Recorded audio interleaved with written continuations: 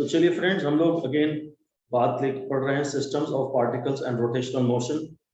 और last class में हमने ये पढ़ा था angular velocity and its relation with linear velocity v is equal to omega cross r।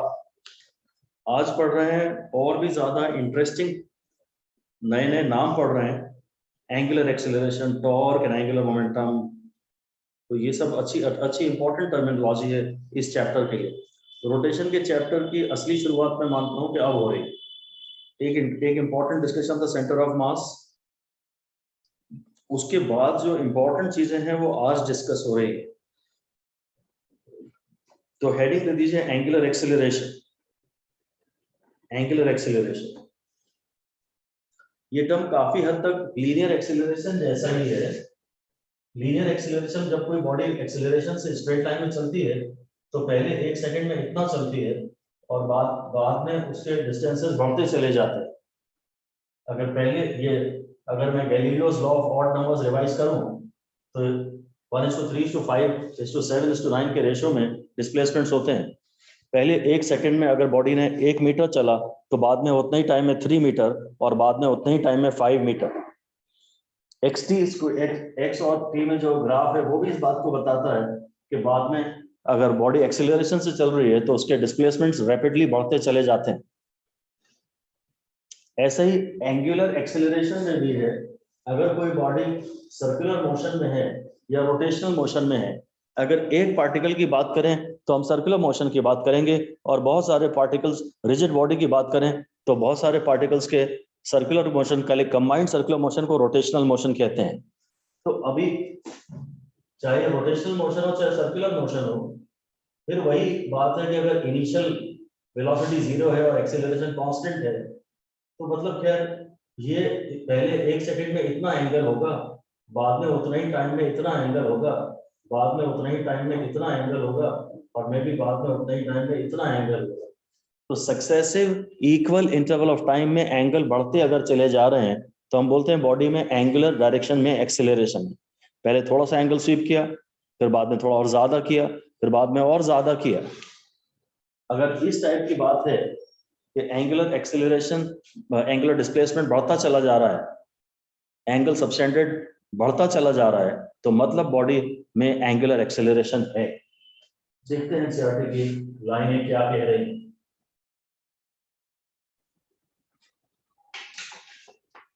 कहता है, you may have noticed that we are developing the study of rotational motion along the lines of the study of translational motion with which we are already familiar. हाँ, translational motion के बारे में हम already जानते हैं और नया है रोटेशनल मोशन। तो कोशिश तो यही करेंगे कि जो जानते हैं उससे उसको रिलेट करें जो जानना चाहते हैं। इसलिए ट्रांसलेशनल मोशन से ये रोटेशनल मोशन को रिलेट कर रहा है। कहता है, analogous to the kinetic variables of linear displacement S and V, in translational motion we have angular displacement and angular velocity. In rotational motion it is natural to define in rotational motion the concept of angular acceleration. कहता है वो वहां जो displacement है वैसा यहाँ angular displacement है, वहां जो वेलोसिटी है वैसा यहाँ एंगुलर वेलोसिटी है। अभी मैं लिस्ट बनवा देता हूँ। कहता है it is the natural to define in rotational motion the concept of angular acceleration in analogy with linear acceleration defines the time rate of change of velocity in translational motion. We define angular acceleration alpha. तो ठीक है, define तो बाद में करेगा, पहले मैं एक लिस्ट बना लेता हूं। लीनियर वेरिएबल्स और फिर उनके corresponding angular variables, linear variables और उनके करस्पॉन्डिंग एंगुलर वेरिएबल्स, इनकी हम लोग लिस्ट बना लेते हैं। जो लीनियर वेरिएबल है, जैसे सबसे पहले यहाँ था डिस्प्लेसमेंट, और यहाँ आएगा डिस्प्लेसमेंट की जगह एंगुलर डिस्प्लेसमेंट, है ना। यहाँ उसके बाद आता है वेलोसिटी जो कि ds/dt होती है, और यहाँ उसके बाद आता है ओमेगा एंगुलर वेलोसिटी जो कि dθ/dt होती है। Displacement upon time linear velocity है, angular displacement upon time angular velocity. और ऐसे ही ये किसी नई बात को करने वाला है। फिर डिस्प्लेसमेंट के बाद हम वेलोसिटी पढ़ते हैं, वेलोसिटी के बाद एक्सेलरेशन पढ़ते हैं। एक्सेलरेशन होता है dv/dt, ऐसे ही एक नया नाम देना चाह रहा है, अल्फा से लिखता है उसको, इसका नाम है एंगुलर एक्सीलरेशन, और जरूर ये होगा rate of change of angular velocity. ये है जो लीनियर मोशन में डिस्प्लेसमेंट है वो एंगुलर मोशन में एंगुलर डिस्प्लेसमेंट है। फिर यहाँ ds by dt से rate of change of position आ जाएगा, वो वेलोसिटी होगी, ये rate of change of angle होगा, ये एंगुलर वेलोसिटी होगी। यहाँ लीनियर वेलोसिटी, यहाँ एंगुलर वेलोसिटी, फिर यहाँ लीनियर एक्सीलरेशन और यहाँ एंगुलर एक्सीलरेशन। एक्सीलरेशन होता है rate of change of velocity और एंगुलर एक्सीलरेशन होगा rate of change of angular velocity. तो नया हमने आज केवल अल्फा पढ़ा है, नया जो टर्म हमने अल्फा पढ़ा है उसका formula d omega by dt क्या ही रहा है, alpha is d omega by dt।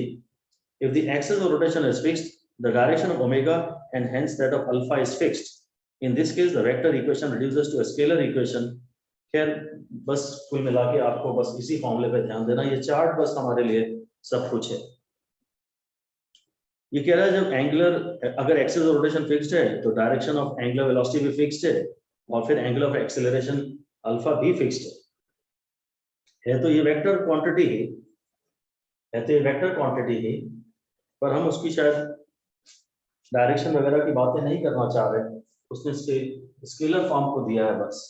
ये चार्ट बस आपको याद रहे, जो मैथमेटिकल बातें हैं वही केवल काम की, ये चार्ट याद रहे। इसकी यूनिट्स भी हम लोग देख लेते हैं। इसकी यूनिट है डिस्प्लेसमेंट की मीटर, इसकी है मीटर पर सेकेंड, और इसकी यूनिट है मीटर पर सेकेंड अपॉन सेकेंड, मीटर पर सेकेंड स्क्वायर, यूनिट है मीटर पर सेकेंड स्क्वायर। इसकी एसआई यूनिट है रेडियन, और यह है रेडियन पर सेकेंड, रेडियन पर सेकेंड, और इसकी यूनिट है रेडियन पर सेकेंड स्क्वायर। यूनिट जरूर काफी इंपॉर्टेंट है, सभी कुछ इंपॉर्टेंट है, चार्ट बढ़िया इंपॉर्टेंट है।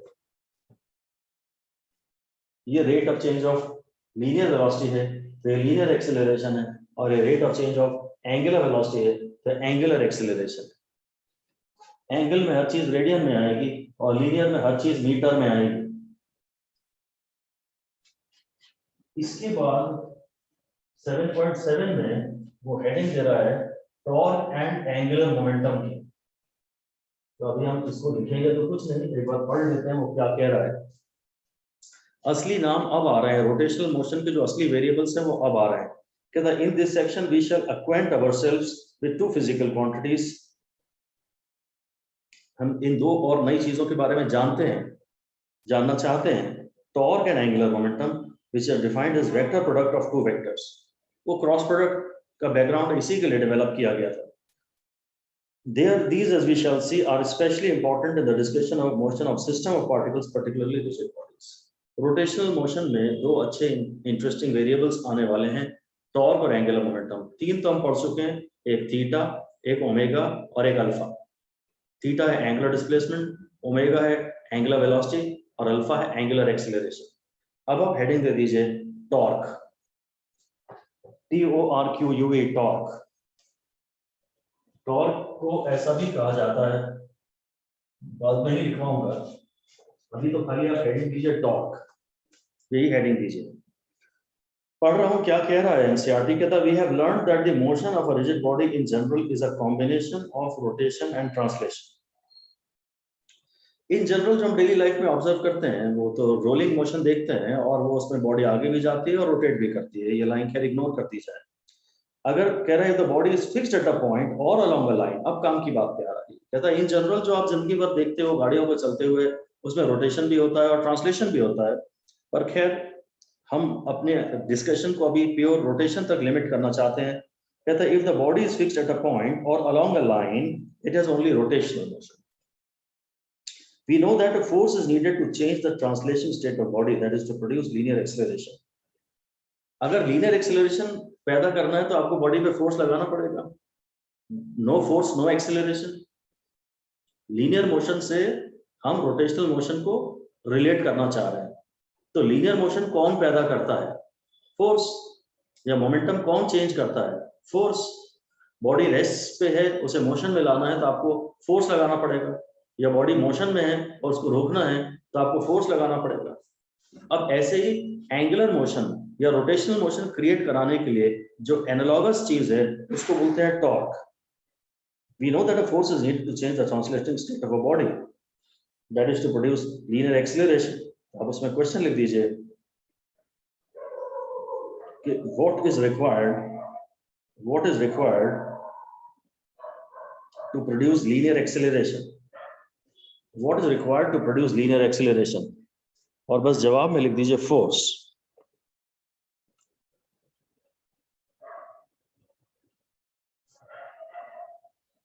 और बस ऐसे ही जवाब क्वेश्चन लिख दीजिए what is required to produce rotational acceleration. What is required to produce rotational acceleration? एक पंखा घूम रहा है अभी, उसकी स्पीड और तेज करनी है तो आपका उसका रोटेशनल एक्सेलरेशन आपको उसमें पैदा करना पड़ेगा, तो उसका जवाब है वो टॉर्क। जो सिग्निफिकेंस लीनियर मोशन में फोर्स का है वही सिग्निफिकेंस, वही एनालॉगी रोटेशनल मोशन में टॉर्क का है। अगर हम दरवाजा कभी खोल रहे हैं तो हम ये नहीं कहते हमने दरवाजे को खोलने के लिए उस पर फोर्स लगाया, हम कहते हैं हमने दरवाजे को खोलने के लिए उस पर टॉर्क लगाया। ये हिंज है दरवाजे का, ये दरवाजा है, यहाँ पे वो हिंज है उसका पूरा पल्ला, यहाँ पे फोर्स लगाते और इस फोर्स के कारण दरवाजा ऐसा खुल जाता है। तो अगर फोर्स रोटेशन का काम आ गया तो फिर उसको फोर्स कहते ही नहीं, उसे टॉर्क कहते हैं। ऐसा ही आप लिख दीजिए, when a force is able to create some rotation, when a force is able to create some angular motion or rotation, when a force is able to create some angular motion or rotation,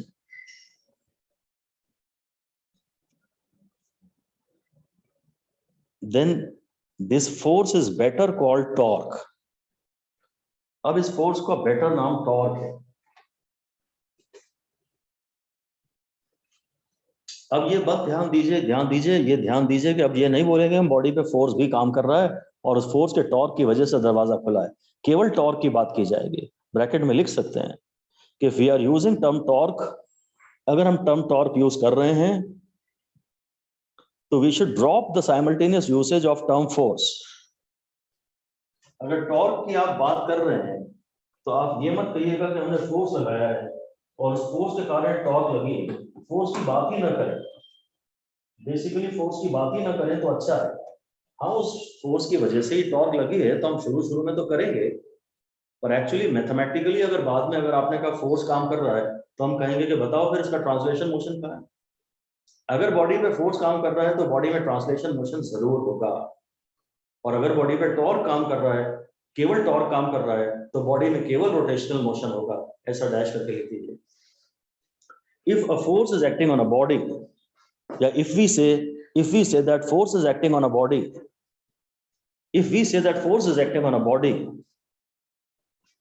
then there must be a translatory motion in the body. Then there must be a translatory motion in the body. अगर हम ये कह रहे हैं कि body पे force काम कर रहा है तो बॉडी पे ट्रांसलेटरी मोशन होना ही चाहिए। फोर्स के लगने से ही टॉर्क पैदा होता है।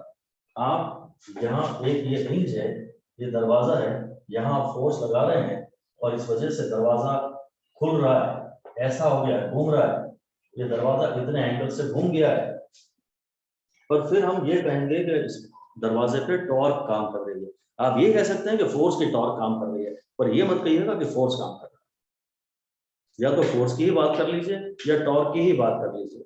अगर फोर्स काम कर रहा है तो ट्रांसलेशन मोशन तो होगा ही होगा, उसे दुनिया की कोई ताकत रोक नहीं सकती। और अगर ट्रांसलेशन मोशन नहीं हो रहा है तो it is better to avoid the term force. Force का ही असर है, ये फोर्स का ही मैनिफेस्टेशन है, बट आप ये मत कहिएगा कि फोर्स काम कर रहा है। डायग्राम में तो हम यहाँ फोर्स ही दिखाएंगे, फोर्स मार्क करेंगे, पर आप अपनी बातचीत में टॉर्क का नाम लीजिएगा। ये बात फिर से लिख दीजिए, if only rotational motion occurs in a body, if only rotational motion occurs in a body, force acting on the body is zero. अगर बॉडी में केवल रोटेशनल मोशन हो रहा है then the force acting on the body is zero. We can say that torque of force is acting on the body. खाली torque या torque of force, we can say that torque of force is acting on a body. खाली torque कहें या torque of force कह दें, पर खाली force ना कहें। खैर इतनी डीप बातों की इनिशियली आवश्यकता नहीं होती है, पहले तो सिर्फ ओवरव्यू ही चाहिए होता है, और जब इनमें कहीं गलतियां होती हैं तब ये चीजें धीरे धीरे और खुलती हैं। इनिशियली इतनी डीप बातों को करना ही नहीं चाहिए, नहीं तो टॉपिक में मेन बातों से हम थोड़ा डिविएट बीच बीच में बार बार होते रहते हैं। खैर कहता है कि we may then ask what is the analog of force in the case of rotational motion. To look into the question in a concrete situation, let us take the example of opening or closing of a door. ये hinge है और ये दरवाजा है. A door is a rigid body which can rotate about a fixed vertical axis. Fixed vertical axis, ये axis है passing through the hinges. कब्जा जो दरवाजे में लगा होता है वो पकड़ के रखता है, कब्जा करके रखता है, hinge कहते हैं. A door is a rigid body which can rotate about a fixed vertical axis passing through the hinges. What makes the door to rotate? It is clear that unless a force is applied, the door does not rotate. हमें लगाना तो force ही पड़ेगा. Force लगाएंगे तो दरवाजा खुलेगा. It is clear that unless a force is applied, the door does not rotate. But any force does not do the job. कोई भी force नहीं चलेगा. अगर आप इस दरवाजे पे, अगर ये दरवाजा है, अगर ये hinge है, ये दरवाजा है, और दरवाजे को यहाँ पकड़ के खींचेंगे, अगर आप दरवाजे को यहाँ पकड़ के खींचेंगे तो दरवाजा नहीं खुलेगा. तो ये फोर्स टॉर्क नहीं लगा, तो ज्यादा समझ में तो नहीं आ रहा, पर हाँ इधर फोर्स लगाते हैं तो ये घूमता है, तो इस फोर्स की टॉर्क है. पर any force will not do the job. इधर मैं पकड़ के खींचूंगा तो ये उखड़ जरूर जाएगा और फाइनली ट्रांसलेशन मोशन पैदा हो जाएगा, पर दरवाजा खोलने का कार्य वह नहीं कर पाएगा. कहता what makes the door rotate? It is clear that unless a force is applied, the door does not rotate, but any force does not do the job. A force applied to the hinge line cannot produce any rotation at all. कहता आप वो force यहीं लगा दीजिए, यहाँ लगाने के बजाय वो फोर्स आप यहाँ लगा दीजिए, जहाँ वो हिंज है, ऐसे ही लगाइए. ऐसे लगाने के बजाय इधर खींचेंगे तो उखड़ जाएगा, आप हिंज पे ही फोर्स लगा दीजिए तो भी दरवाजा नहीं खुलेगा. A force applied to the hinge line cannot produce any rotation at all, whereas a force of given magnitude applied at right angles to the door at its outer edge is most effective in producing rotation. आप दरवाजे के outer as पे force लगाइए तो दरवाजा इशारे से खुल जाएगा. आप हल्का सा यहाँ पे फोर्स लगा दीजिए, दरवाजा इशारे से खुल जाएगा. और यहाँ लगाएंगे, पास में फोर्स लगाएंगे तो थोड़ा ज्यादा फोर्स लगाना पड़ेगा आपको शायद. यहाँ लगाएंगे तो दरवाजा आसानी से खुल जाएगा. वही वो कह रहा है. A force applied to the hinge line cannot produce any rotation at all, whereas the force of a given magnitude applied at right angles to the door at its outer edge is most effective in producing rotation. It is not the force alone, but how and where the force is applied is important in rotational motion. तो अभी तो हम इस बारे में कुछ भी लिखने के मूड में नहीं है. कहता है खाली फोर्स की बात नहीं है, पर आप फोर्स कहाँ लगा रहे हैं और किस डायरेक्शन में लगा रहे हैं, point of application of force क्या है, डायरेक्शन क्या है, उस सब पे भी इस बात का फर्क पड़ता है कि दरवाजा कितनी आसानी से खुल पाता है. कहता है rotational analogue of force in linear motion is moment of force. अभी भी मैं मोमेंट ऑफ फोर्स लिखवाऊंगा नहीं कॉपी में. It is also referred to as torque और कपल. कपल भी नहीं कहूंगा अभी मैं, सिर्फ टॉर्क कह रहा हूं, है ना. तो आप एक डैश करके एक लाइन ये लिख दीजिए. Turning effect of a force, turning effect of a force is called torque. Force के लगाने से जब बॉडी में टर्निंग इफेक्ट पैदा होता है, टर्निंग इफेक्ट मतलब रोटेशनल इफेक्ट, जब कहीं कहीं कुछ टर्न करे, turning effect of a force, turning effect of a force is called torque. है तो ये फोर्स का ही असर, फोर्स से ही पैदा होगा, पर एक बार इसका नाम टॉर्क रख दिया तो फिर इसे फोर्स मत कहना. Turning effect of a force is the torque. कहता है rotational analogue of force in linear motion is moment of force. चलिए अभी लिख लेते हैं, एनसीईआरटी की लाइनों के अकॉर्डिंग चल रहे हैं तो लिख लेते हैं, डैश करके लिख दीजिए. Rotational analogue of force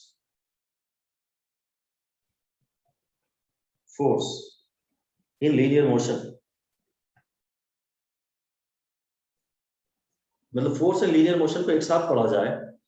linear motion में जो हैसियत फोर्स की है वही हैसियत रोटेशनल मोशन में मोमेंट ऑफ फोर्स की.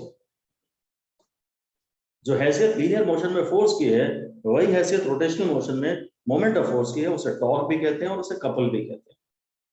मैं तो फिलहाल सिर्फ टॉर्क कहना चाह रहा हूं. मैं किसी खास वजह से इसे टॉर्क कहूंगा और किसी खास वजह से इसे समय आने पे कपल कहूंगा. अभी तो मैं यही कह रहा हूँ. सर ये जो लाइन है the rotational analogue of force in linear motion, आप इसे फिर से समझा देंगे प्लीज? आप उल्टा लिख लीजिए, इन्होंने थोड़ा सा फ्रेज मेरे हिसाब से वर्ड्स प्रॉपर नहीं है, आप उल्टा लिख लीजिए। आप लिखिए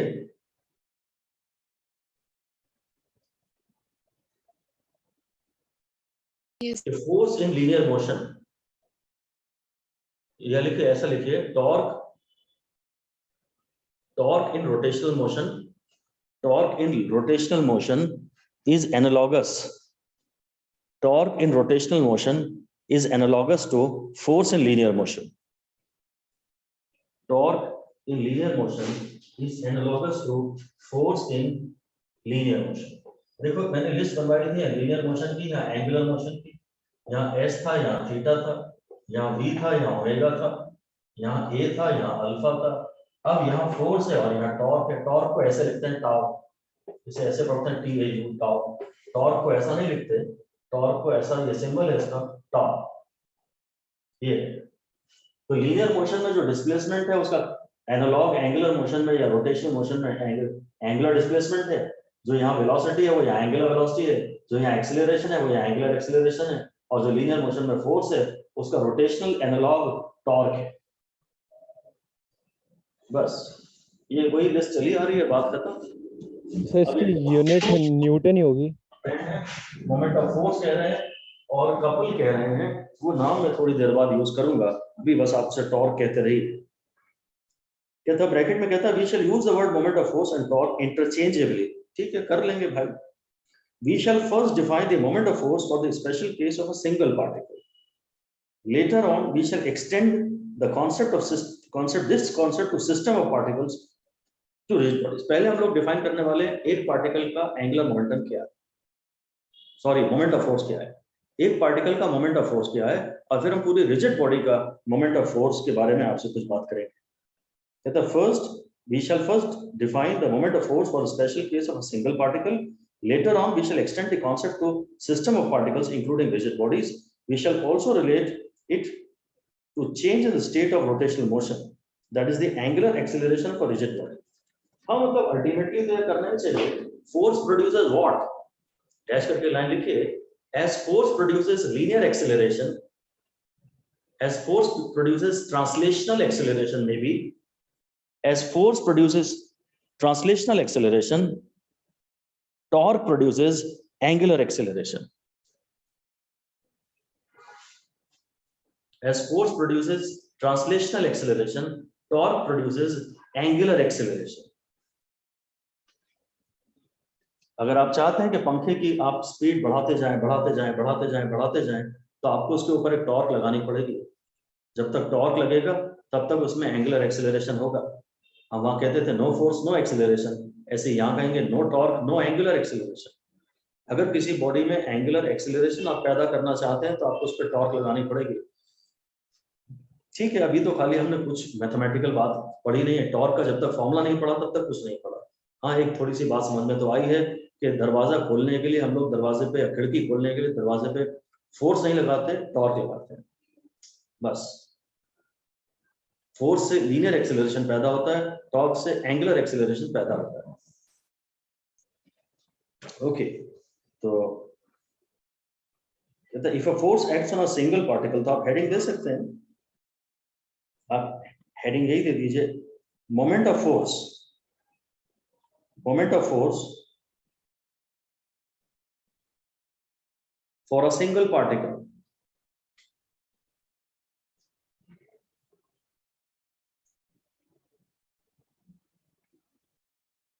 Moment of force for a single particle. Actually moment को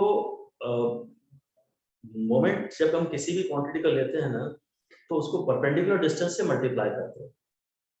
आज हम फोर्स का मोमेंट लेना चाह रहे हैं ना, तो मोमेंट ऑफ फोर्स का मतलब है फोर्स को किसी परपेंडिकुलर डिस्टेंस से मल्टीप्लाई किया जाए। ऐसी एक बात आप ब्रैकेट में लिख दीजिए कि moment usually implies, moment in physics usually implies, physics में मोमेंट का मोस्टली तो मतलब है, यूजुअली नहीं mostly implies multiplication with perpendicular distance. Moment mostly implies multiplication with perpendicular distance. Centre of mass में एक बात मैंने कही थी, summation of mr is equal to 0 with respect to centre of mass. तो जो m into r था ना, इसमें इसको मैं मोमेंट ऑफ मास कह सकता हूँ। सर तो r, एक minute, moment of r can be, m into r can be termed as moment of mass. खैर एनसीईआरटी में नाम यूज नहीं किया गया है। मोमेंट किसी भी डिस्टेंस से मल्टीप्लाई कर, तुमने अगर मास को डिस्टेंस से मल्टीप्लाई किया ना, परपेंडिकुलर डिस्टेंस से, तो इसका नाम हो गया मोमेंट ऑफ मास। अगर तुम फोर्स को मल्टीप्लाई करोगे ना, तो मोमेंट ऑफ फोर्स कहलाएगा। और तुम मोमेंटम को मल्टीप्लाई करोगे ना परपेंडिकुलर डिस्टेंस से, मोमेंटम को मल्टीप्लाई करोगे तो वो कहलाएगा मोमेंट ऑफ मोमेंटम। अभी तो खैर तुम खाली इतना ही देखोगे मोमेंट ऑफ फोर्स, यानी बस परपेंडिकुलर डिस्टेंस से मल्टीप्लाई करना। जी बोलिए। सर आपने जो भी डेफिनेशन लिखा है, moment in physics mostly implies multiplication with, perpendicular distance. और सर सिग्मा mr के नीचे क्या लिखा है? With respect to centre of mass. Okay sir. हमने सेंटर ऑफ मास के चैप्टर में एक लाइन पढ़ी थी कि summation of mr is equal to 0, m1 r1 is equal to m2 r2 बोलते थे टू पार्टिकल सिस्टम हो तो मैं ये याद दिला रहा हूँ कि m into r का अगर आपने नाम पढ़ा हुआ है, ये मास है, जब आप इसे r से मल्टीप्लाई कर देते हैं तो ये बन जाता है मोमेंट ऑफ मास। किसी भी चीज को, मास को तुमने r से मल्टीप्लाई किया ना, तो ये बन गया मोमेंट ऑफ मास। ये एनसीईआरटी में मेंशन नहीं है, तो ये मैंने गलती से पढ़ा दिया। कुछ कुछ एक्स्ट्रा निकल ही जाता है, और बहुत ही स्ट्रिक्टली एनसीईआरटी को हमें फॉलो करना चाहिए। जो लाइन एनसीईआरटी में मेंशन नहीं है, मेरे हिसाब से उसे पढ़ाना गलत ही है। तो मैं अपने काम की ही बात पे आ रहा हूं, मोमेंट ऑफ फोर्स का सीधा सा मतलब है heading the moment of force, और अगली लाइन में फिर से आप लिख भी चलिए, लिख दीजिए moment of force means force multiplied with by perpendicular distance. एक रफ आइडिया तो हमारे दिमाग में मोमेंट ऑफ फोर्स के नाम पे यही आ रहा है कि अगर फोर्स को किसी परपेंडिकुलर डिस्टेंस से मल्टीप्लाई कर देंगे तो ये बन जाएगा moment of force. Anything multiplied by perpendicular distance becomes its moment. Mass को परपेंडिकुलर डिस्टेंस से मल्टीप्लाई किया तो बन गया मोमेंट ऑफ मास। फोर्स को परपेंडिकुलर डिस्टेंस से मल्टीप्लाई किया तो बन गया मोमेंट ऑफ फोर्स। बस इतना ही फिलहाल। फोर्स को जब परपेंडिकुलर डिस्टेंस से मल्टीप्लाई किया तो बन गया मोमेंट ऑफ फोर्स। इसके डिटेल्स अगर हम और जी, तो परपेंडिकुलर डिस्टेंस एक्सिस से मार्क कर रहे हैं या फिर सर वेलोसिटी या फिर फोर्स से मार्क करेंगे? परपेंडिकुलर डिस्टेंस है, एक्सिस से ही लेते हैं, वो बात और क्लियर हो जाएगी। अभी तो एक जस्ट बहुत ही वेग आइडिया दे रहा हूं मैं आपको कि मोमेंट का मतलब क्या है, कहां से डिस्टेंस नापना है। वैसे तो हम पढ़ भी चुके हैं और आगे और अपने आप आ भी जाएगा। अभी पूरे डिटेल्स तो मैंने दिए नहीं है उसके, अभी जस्ट ये आइडिया दिया है कि जब किसी भी चीज को आप परपेंडिकुलर डिस्टेंस से मल्टीप्लाई कर देते हैं तो हम उसे मोमेंट कह देते हैं। और अब जब डायग्राम बनाएंगे तो और क्लियर होगा कि ये परपेंडिकुलर डिस्टेंस कहां से नाप रहे हैं। तो मैं यही कर रहा हूं, जो फिगर 7.16 बना हुआ है मैं यही बना रहा हूं। मैं एक्स वाई जेड एक्सेस बना लेता हूं। ये वाई एक्सेस है, ये एक्स एक्सेस है, ये जेड एक्सेस है, और ये ओरिजिन है, ये ओरिजिन है। और एक पार्टिकल है इस समय यहाँ पर, ये पार्टिकल P है, जिसका कि ओरिजिन से ये डिस्टेंस r है, पोजीशन वेक्टर इसकी r है, पोजीशन वेक्टर r है। और इस पर मान लीजिए मैं फोर्स ऐसा लगा रहा हूँ, इस पर फोर्स ऐसा लगा रहा हूँ। थोड़ा कठिन सा कॉन्सेप्ट है ये, और ये एंगल थीटा उसने दे भी दिया। टॉर्क का कॉन्सेप्ट या मोमेंट ऑफ फोर्स का कॉन्सेप्ट थोड़ा सा टफ जाता है स्टूडेंट्स के लिए। आप फाइनल कंक्लूजन को अगर आप देखेंगे तो आपको दिक्कत नहीं आएगी, पर while the concept is being developed then you get irritated, कुछ खास समझ आता नहीं है। सारी चीजों को एक साथ हम लेके चल नहीं पाते हैं, क्योंकि तो कॉन्सेप्ट जब डेवलप हो रहा है तो चीजें थोड़ी सी टफ होती हैं, but finally when we arrive at some conclusion and when we deal only with the conclusion part of it, तो फिर चीजें आसान होती हैं, रिजल्ट भी याद रहते हैं और न्यूमेरिकल भी आसानी से बनते हैं। इनमें परफेक्शन नहीं चाहिए होता, इनमें सिर्फ एक ओवरव्यू चाहिए होता है।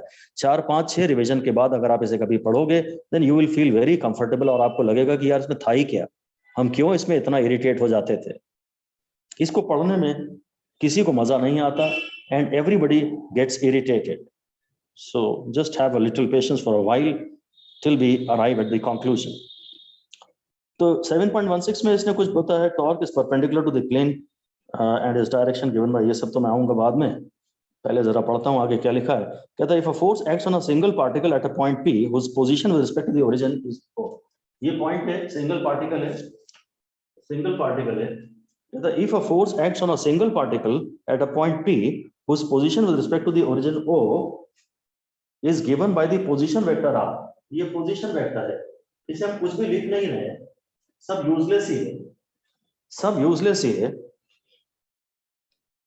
The moment of force acting on the particle with respect to the origin O is defined as a vector product. अब ये सीधे मोमेंट ऑफ फोर्स को ही टॉर्क कहते हैं। Moment of force with respect to origin, with respect to बोलना बड़ा important है, इसी को टॉर्क कहते हैं और इसका फॉर्मूला है R क्रॉस। ये फॉर्मूला इसने डायरेक्टली दे दिया। मोमेंट ऑफ फोर्स, हमें ये फॉर्मूला इंपॉर्टेंट है R क्रॉस F, ये फॉर्मूला इंपॉर्टेंट है। अभी कुछ एकदम से कॉन्फिडेंस आया तो नहीं है इस पे, पर आ जाएगा ग्रेजुअली। हाँ, ये फॉर्मूला टॉर्क का formula R cross F important है, 5 स्टार देने लायक फॉर्मूला है। मैं समझाऊंगा इसको अभी बेटर, देख लो एनसीईआरटी कितना कह रहा है, फिर मैं इसको बेटर समझाऊंगा आपको। कहता है मोमेंट ऑफ फोर्स और torque is a vector quantity. हाँ, ऐसा अलग से लिख दीजिए, being a cross product, being a cross product torque is a vector quantity. मुझे इसके ऊपर भी कायदे से ऐसा एरो लगाना चाहिए। मोमेंट ऑफ फोर्स के बजाय मैं हमेशा बार बार टॉर्क ही बोलूंगा। आपने फोर्स को किसी परपेंडिकुलर डिस्टेंस से मल्टीप्लाई किया है, आपने फोर्स को किसी परपेंडिकुलर डिस्टेंस से मल्टीप्लाई किया है, तो इसका नाम हो गया मोमेंट ऑफ फोर्स। जब किसी भी क्वांटिटी को आप परपेंडिकुलर डिस्टेंस से मल्टीप्लाई कर देते हैं, जहां परपेंडिकुलर डिस्टेंस कहां से नापते हैं इसमें अभी दिमाग न ले जाएं तो ज्यादा अच्छा है, बारीकियां तो आएंगी ही। अभी तो एक ओवरव्यू लीजिए कि हमने फोर्स को एक परपेंडिकुलर डिस्टेंस से मल्टीप्लाई किया है, तो इसका नाम हो गया मोमेंट ऑफ फोर्स और इसी को टॉर्क कहते हैं। And being a cross product it is a vector quantity. The moment of force और torque is a vector quantity. The symbol tau stands for Greek letter tau, its magnitude. हाँ, magnitude में भी समझाऊंगा। अब अगर आपको परपेंडिकुलर ये cross product है, क्रॉस प्रोडक्ट है तो ये f into are sine theta type की कुछ चीज है, या r into F sine theta. ये वाला इंटू क्रॉस प्रोडक्ट नहीं होता, ये वाला इंटू क्रॉस प्रोडक्ट है। अब आप इनके मैग्नीट्यूड्स को डील कर रहे हैं, तो आप इनके मैग्नीट्यूड्स को डील कर रहे हैं, तो आप इसको कोई सा भी मल्टीप्लिकेशन ले सकते हैं। जब आप खाली मैग्नीट्यूड्स को मल्टीप्लाई कर रहे हैं तो ये सिंपल एक मल्टीप्लिकेशन, और जब आप वेक्टर्स को मल्टीप्लाई कर रहे हैं तो ये बड़ा महत्व है कि आपने बीच में क्या लगाया है, डॉट लगाया है कि क्रॉस लगाया है। और जब आप इनके मैग्नीट्यूड्स को मल्टीप्लाई कर रहे हैं तो आप इनके बीच में कुछ भी लगा सकते हैं, या तो कुछ भी ना लगाएं तो भी एम्प्लाइड है मल्टीप्लिकेशन है, या यहाँ डॉट लगा दें। जब मैग्नीट्यूड्स को मल्टीप्लाई कर रहे हैं तो डॉट लगाया है या क्रॉस लगाया है या कुछ भी नहीं लगाया है, सब एक ही बात है। यहाँ मैं अगर क्रॉस लगाऊंगा तो मैं ये नहीं कहूंगा कि अब ये F cross r sine theta है। सिर्फ जब ये भी वेक्टर है और ये भी वेक्टर है तो बीच में जो साइन है वो बड़े ध्यान से बोलना पड़ता है कि क्रॉस है कि वो डॉट है। इसके बाद तो आपको इन्हें इनके मैग्नीट्यूड्स को मल्टीप्लाई करना है। आप इन्हें इस मल्टीप्लिकेशन को डॉट या क्रॉस नहीं कहा जाता है। आर एफ साइन थीटा है कुछ, या तो आप इसे r into F sine theta लिख दीजिए, या F into are sine theta लिख दीजिए। आर क्रॉस एफ है, एफ क्रॉस आर नहीं है, ये बात तो मैं मानता हूं। मैं इसे एफ क्रॉस आर तो नहीं लिख सकता, मैं इसे एफ क्रॉस आर तो नहीं लिखता, पर कैलकुलेशन के वक्त मैं F into are sine theta भी लिख सकता हूं, r into F sine theta भी लिख सकता हूं। Where tau is the magnitude of the position vector, where r is the magnitude of the position vector। अब ये मैग्नीट्यूड पे आ गया, ये r इसका मैग्नीट्यूड है, ऊपर ये वेक्टर है। r is the magnitude of the position vector, r that is OP, ये जो OP है ये पोजीशन वेक्टर है और r इसका मैग्नीट्यूड है। ठीक है, that is the length OP। F is the magnitude of force F and theta is the angle between। Theta जरूर एक इंपॉर्टेंट बात होती है, अलग से लिख दीजिए 5 स्टार लेके, कि इन अ डॉट प्रोडक्ट और इन अ क्रॉस प्रोडक्ट। बड़ी काम की बात है, थीटा में हम लोग कभी कभी कंफ्यूज होते हैं। इन अ डॉट प्रोडक्ट और in a cross product theta is always the angle, theta is always the angle between the two vectors involved. in a dot product or in a cross product, theta is always the angle between the two vectors involved. अगर आप a dot b को ab cos theta कह रहे हैं तो theta a और b के बीच का एंगल हुआ ना. अगर आप v को ओमेगा क्रॉस r कह रहे हैं तो उसे ओमेगा r sin थीटा कह रहे हैं तो थीटा ओमेगा और r के बीच में एंगल हुआ ना.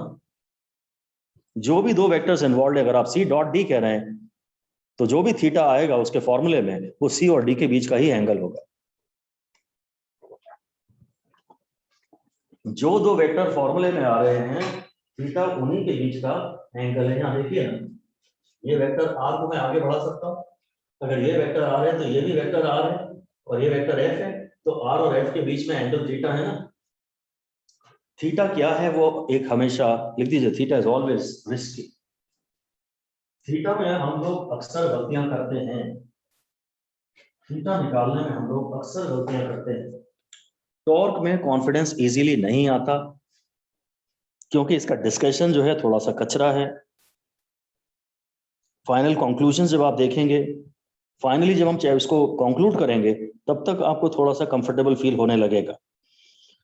आगे कहता है मोमेंट ऑफ फोर्स के डायमेंशंस. देखो अब जरा डायमेंशंस पे आ जाए. टॉर्क इज r क्रॉस है तो ये हो गया मीटर और ये हो गया न्यूटन. इसके डायमेंशंस तो वही हैं, इसकी यूनिट है मतलब न्यूटन मीटर और इसके डायमेंशंस है वर्क के m1 L2 T-2.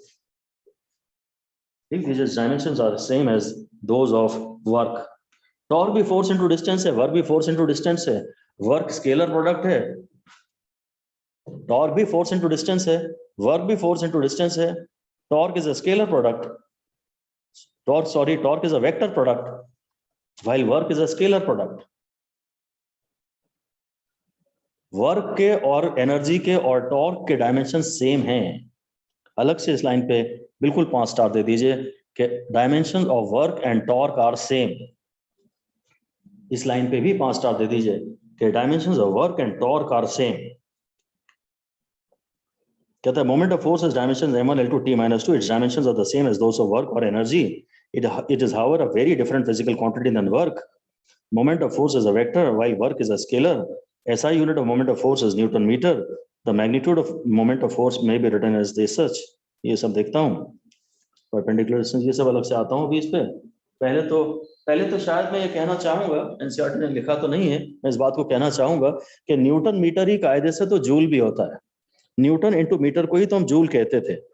पर बहुत ही स्ट्रिक्टली अगर बात करें, बहुत परफेक्शन से तो ये लोग भी बात नहीं करते. कायदा ये है कि जूल टॉर्क की यूनिट कायदे से नहीं कही जानी चाहिए. ऐसे लिख दीजिए, joule is sometimes termed as a unit of torque. Joule is sometimes used as a unit of torque. It should not be.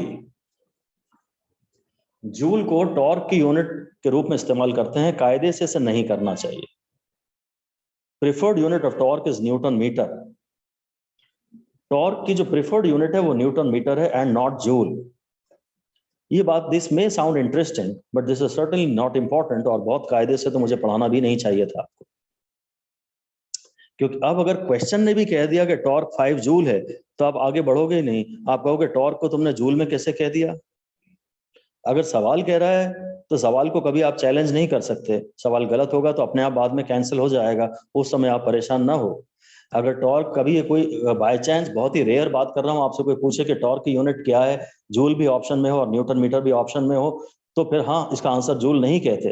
पर क्वेश्चन की मर्जी है, वो जूल बोले तो वो भी सही है टॉर्क की यूनिट, और वो न्यूटन मीटर बोले, किसी क्वेश्चन में टॉर्क की वैल्यू दे 5 न्यूटन मीटर तो वो भी सही है, किसी क्वेश्चन में वो टॉर्क की वैल्यू 5 जूल दे तो वो भी सही है. उसमें हम झगड़ा करने वाले कोई नहीं होते, क्योंकि newton metre ultimately, newton metre को जूल हम कहते तो थे.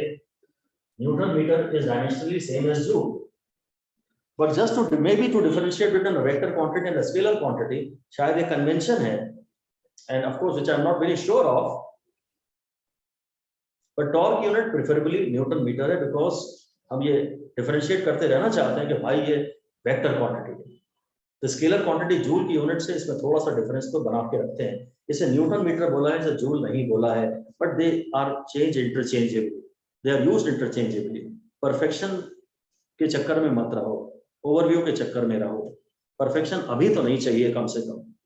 एग्जाम के 2 महीने पहले तक अगर तुम परफेक्शन के हिसाब से पढ़ोगे तो फिर परेशानी रहोगे, बस प्रोग्रेस कम निकलेगी।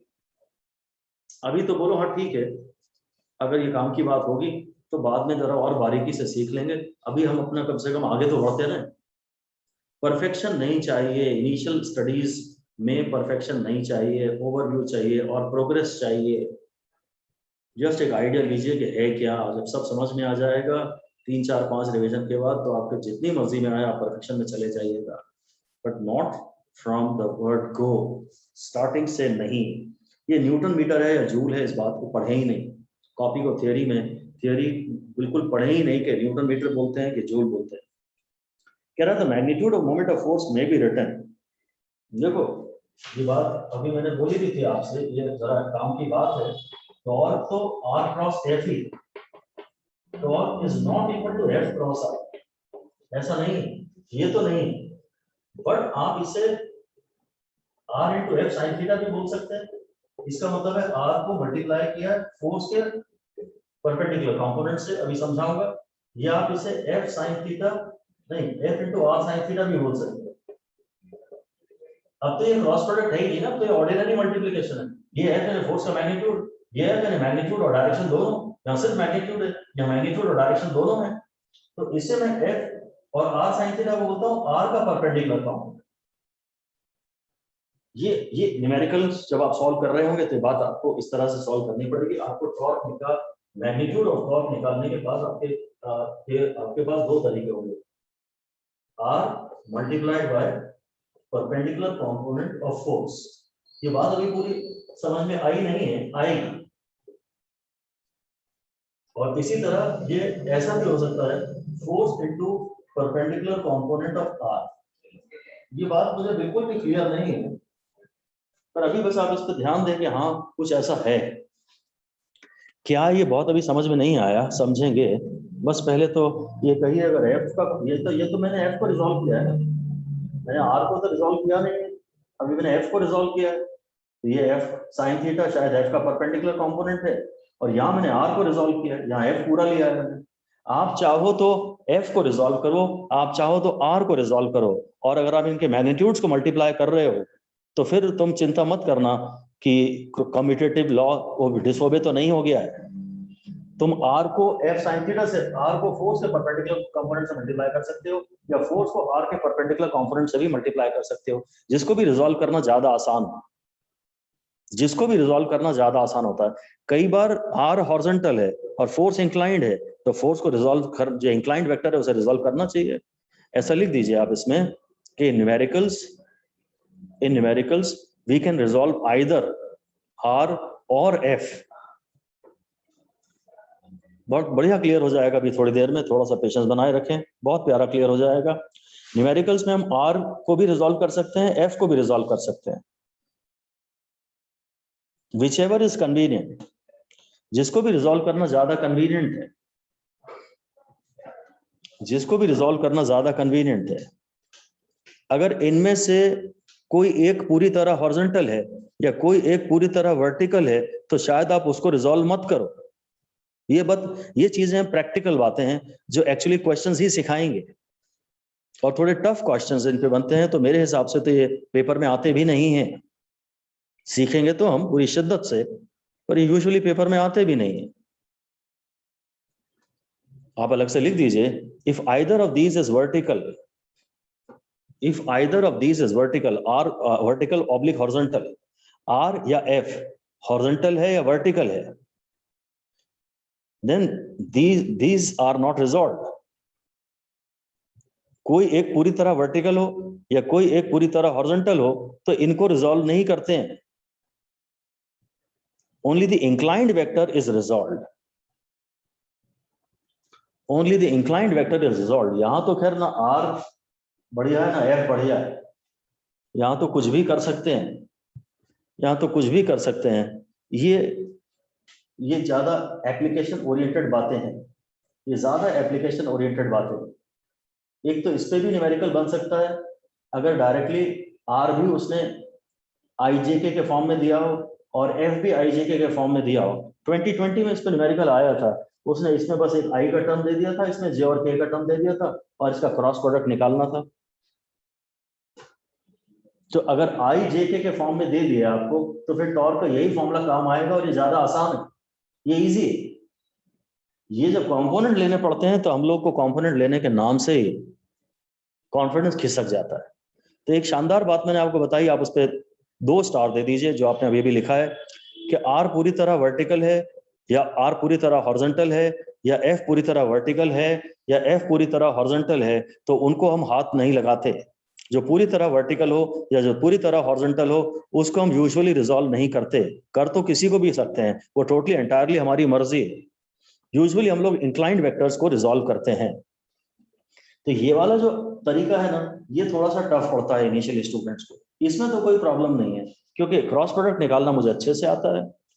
ये 3x3 वेक्टर का सवाल इन्होंने 2020 में दिया ही नहीं, इसमें केवल एक वेक्टर था आई और इसमें वेक्टर था जे और के, तो ये तो बड़ा आसानी सिंपल क्रॉस प्रोडक्ट था।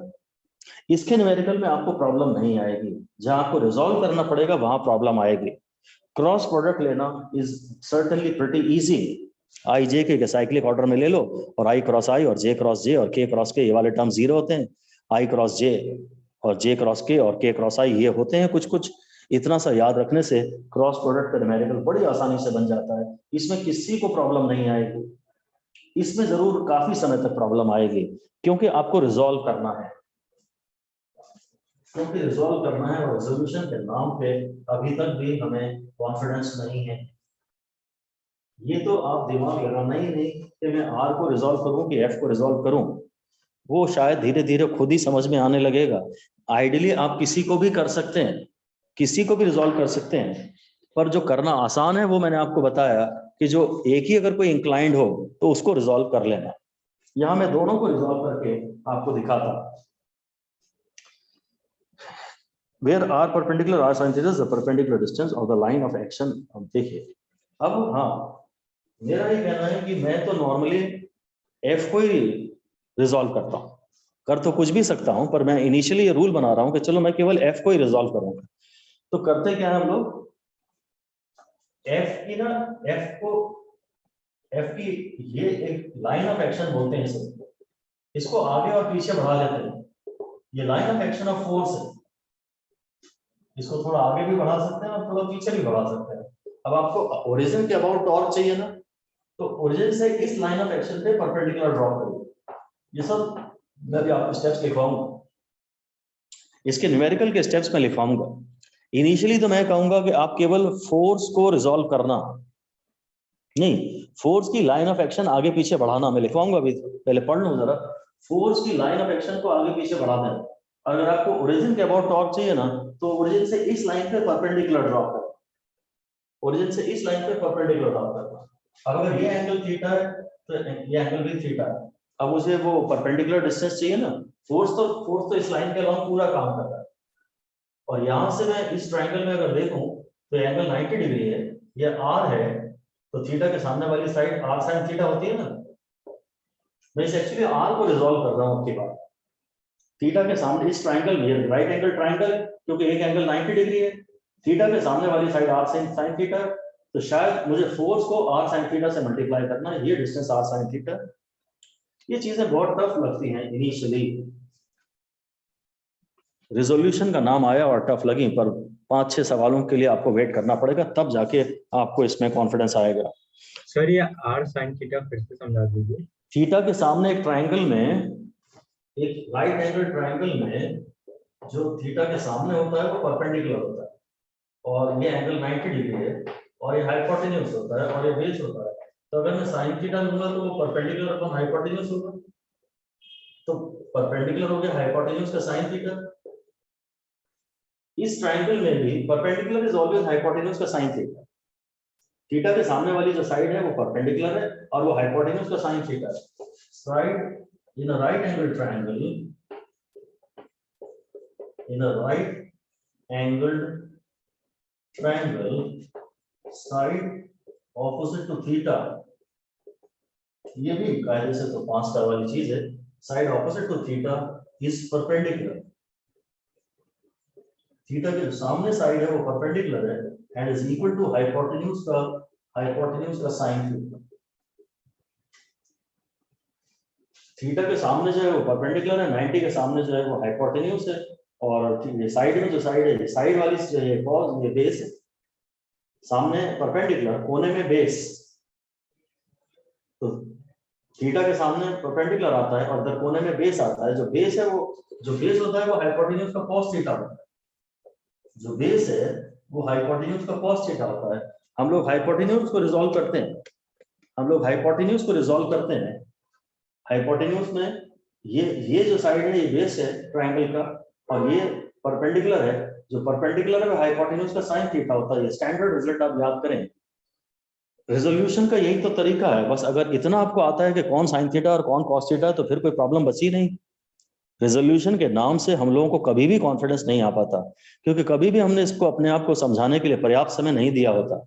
ये बात रट लीजिए आप, रेजोल्यूशन के नाम पे आपको ये बात ध्यान रहनी चाहिए कि थीटा के जो सामने वाली साइड है वही परपेंडिकुलर है और वही हाइपोटेन्यूज का साइन थीटा है।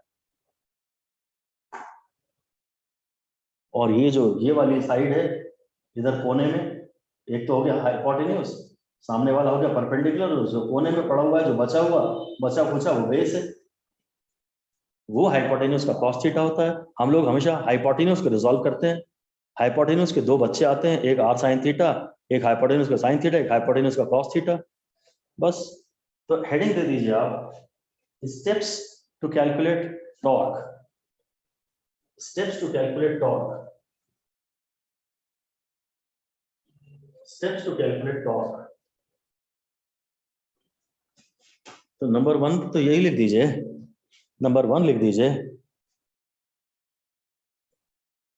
extend the line of action of force, extend the line of action of force, extend the line of action of force forward and backward, extend the line of action of force forward and backward.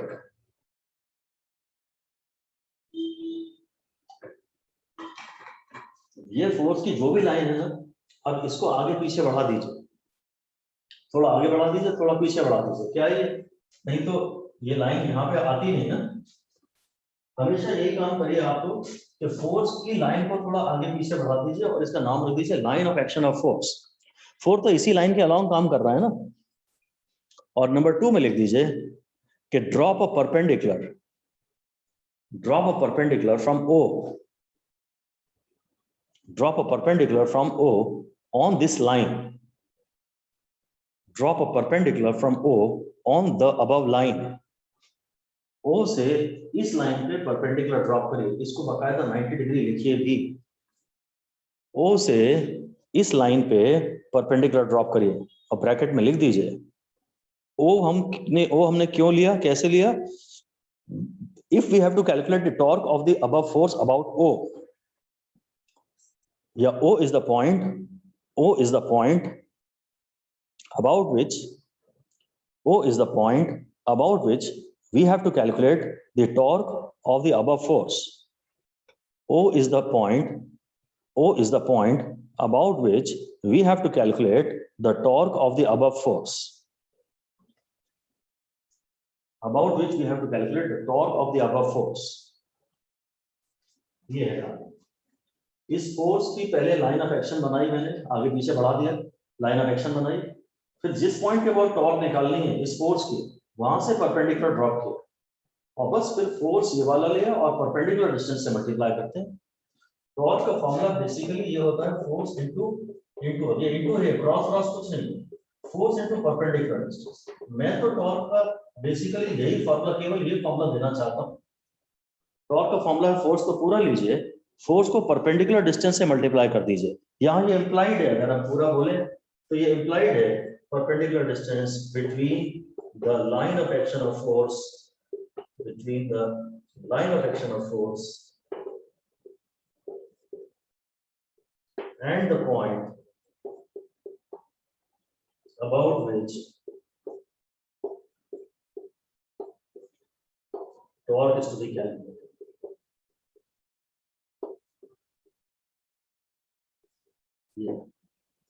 तो ये हम अपने मन में बोलते हैं इतनी सारी बात। टॉर्क को हम फोर्स इनटू परपेंडिकुलर डिस्टेंस ही बोलेंगे। कौन सा परपेंडिकुलर डिस्टेंस है ये हमें अपने दिमाग में रखना है, between the line of action of force and the point about which torque is to be calculated. बस इतना ध्यान रख लीजिए। पहले फोर्स की लाइन ऑफ एक्शन को पूरा आगे पीछे थोड़ा बढ़ाइए, फिर जिस पॉइंट के अबाउट टॉर्क निकालना है वहां से परपेंडिकुलर ड्रॉप करिए। बस फोर्स, अगर फोर्स तो यही रहेगा, ये डिस्टेंस जरा ध्यान से निकालना पड़ेगा। ये r sin थीटा है, फिलहाल हमें लेना ये परपेंडिकुलर डिस्टेंस है, हमें ये डिस्टेंस लेना है। अभी तक हमें सिर्फ ये बताया जा रहा है कि क्या करना है, क्यों करना है ये इसने समझाया ही नहीं है कि टॉर्क r क्रॉस f कैसे है, तुम्हें परपेंडिकुलर डिस्टेंस से ही क्यों मल्टीप्लाई करना है। जरा मैं एक मिनट दूसरी भी चीज लेके देख लूं। मैं इसी क्वेश्चन में अब एक काम ये करता हूं, मैं फोर्स को रिजॉल्व करता हूं।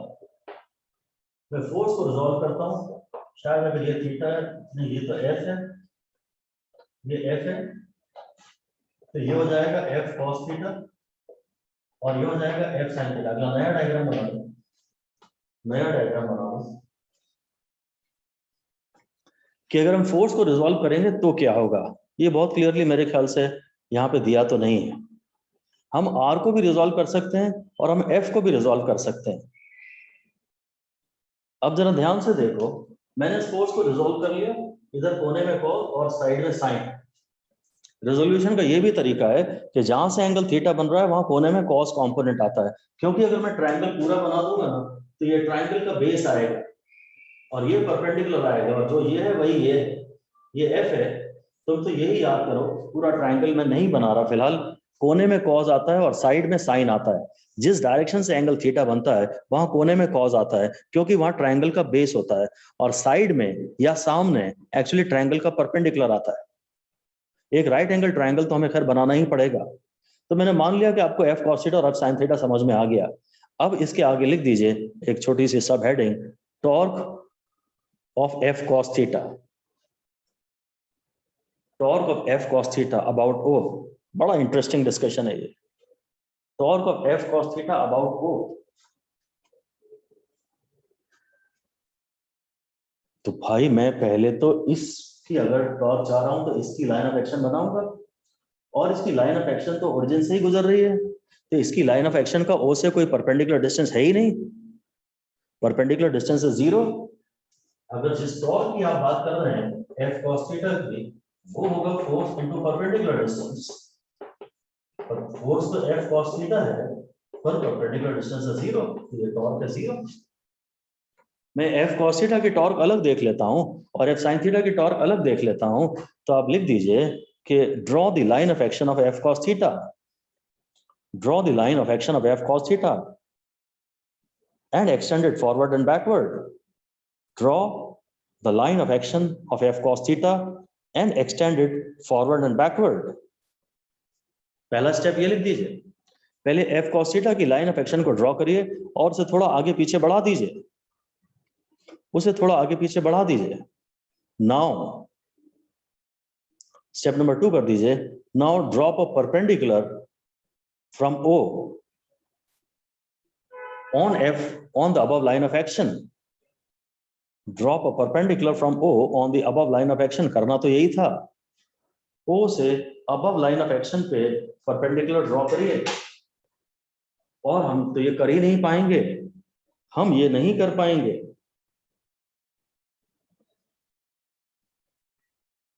हम ये नहीं कर पाएंगे। परपेंडिकुलर डिस्टेंस इस समय लिख दीजिए, दिस परपेंडिकुलर डिस्टेंस इज 0। ये परपेंडिकुलर डिस्टेंस 0 है, इसलिए आंसर है 0। टॉर्क निकाल पाने में मुझे अभी कॉन्फिडेंस नहीं आया और कुछ समझ भी नहीं आया कि ये सब करा क्यों रहा है। इसने कहा तुम r क्रॉस f कर लो, फिर कहा तुम r sin theta into f कर लेना, या तुम f sin theta into r कर लेना। करा क्यों रहा है, लॉजिक क्या है, क्यों इसने नहीं समझा है। और जो करना है वो भी करना आसान नहीं है। परपेंडिकुलर ड्रॉप करो, उसका परपेंडिकुलर डिस्टेंस नापो, कुछ मजा सा नहीं आ रहा, कुछ ग्रिप से नहीं बन रहे। पर एक सुंदर सी बात हमें समझ में आ गई है जो सुपर इंपॉर्टेंट है। जो सुपर इंपॉर्टेंट है वो ये कि अगर line of action of force, अगर कभी line of action of force origin से ही गुजरेगी, तो उस पॉइंट से ही गुजरेगी जिसके अबाउट आप टॉर्क निकालना चाहते हैं, तो उसका आंसर हमेशा 0 आएगा। ये एक लाइन लिख दीजिए, सुपर इंपॉर्टेंट, और 5 स्टार दे दीजिए। ये एक पहली लाइन है जो मुझे फिजिकली भी समझ में आ रही है। अभी तक कुछ समझ ही नहीं आया, कुछ इसीलिए कॉन्फिडेंस भी नहीं आ रहा, पर एक सुंदर सी बात समझ में आ गई और समझाऊंगा। पहले लिख दीजिए, if line of action of a force, if line of action of a force, if line of action of a force passes through the point, passes through the point, line of action of force passes through the point about which, passes through the point about which its torque is to be calculated, about which its torque is to be calculated, about which its torque is to be calculated, then this torque is always 0. If line of action of a force passes through the point about which torque of this force is to be calculated, then this torque is always 0. ये वही बात है कि मैं, ये hinge है, ये दरवाजा है, और मैं दरवाजा खोलने के लिए ऐसे फोर्स लगा रहा हूं, तो मेरी जो फोर्स की लाइन ऑफ एक्शन है वो इस हिंज वाले पॉइंट से ही तो गुजर रही है। इसकी तो टॉर्क कभी लगेगी नहीं, खुल जाएगा दरवाजा, उखड़ जाएगा, टूट जाएगा, दरवाजा घूमेगा तो नहीं। जो टर्निंग इफेक्ट तो ये पैदा नहीं करेगा। जब टर्निंग इफेक्ट पैदा नहीं कर रहा तो टॉर्क 0 है। तो टॉर्क को मैंने डिफाइन किया था, turning effect of a force. This force is not able to create any turning effect, bracket में लिख सकते हैं, because this force is not able to create any turning effect. This force is not able to create any turning effect about O. ये जो force है ये कोई turning effect पैदा नहीं कर पा रहा, तो इसकी टॉर्क 0 है। ये मुझे फिर भी थोड़ी एक बात समझ में आई है और पेपर में खूब आती है। टॉर्क के नाम पे कठिन क्वेश्चन, टॉर्क का टॉपिक कठिन है, इसके क्वेश्चन आसान आते हैं, या तो नहीं आते हैं या आसान आते हैं, क्योंकि उन्हें भी पता है कि मेजर स्टूडेंट तो टॉर्क का नाम देके ही छोड़ देंगे सवाल को। जो टॉपिक कठिन होता है उसके क्वेश्चन आसान आते हैं, और जो टॉपिक आसान आता है उसके क्वेश्चन थोड़े ठीक ठाक आते हैं। ओवरऑल कठिन तो आजकल कुछ भी आता ही नहीं है, बहुत ही सुपरफिशियल क्वेश्चन आते हैं। हम तो बहुत डीप में पढ़ रहे हैं इस समय, पेपर में सुपरफिशियल क्वेश्चन आते हैं, पढ़ना तो पड़ेगा। अब देखते हैं, हेडिंग दे दीजिए torque of F sine theta. अब हेडिंग दे दीजिए torque of F sine theta. तो भाई पहला स्टेप तो ये लिखिए कि एक्सटेंड की mark the line of action of force, mark the line of action of f sin theta, mark the line of action of f sin theta, mark the line of action of f sin theta, and extend it forward and backward. Mark the line of action of f sin theta and extend it forward and backward. f sin theta की line of action mark करें और इसे आगे पीछे बढ़ाएं। Word number 2, drop a perpendicular from O. Drop a perpendicular from O on this line of action.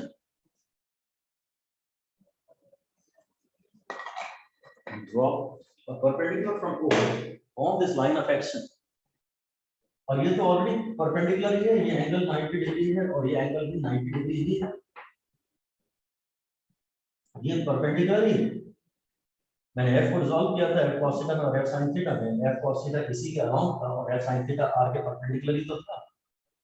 अब torque है f into perpendicular distance. Torque का मैं जो फॉर्मूला पढ़ा था वो केवल ये पढ़ा था, फोर्स इनटू परपेंडिकुलर डिस्टेंस, और मुझे पता है between the line of action of force and the point about which and the point about which torque is to be calculated.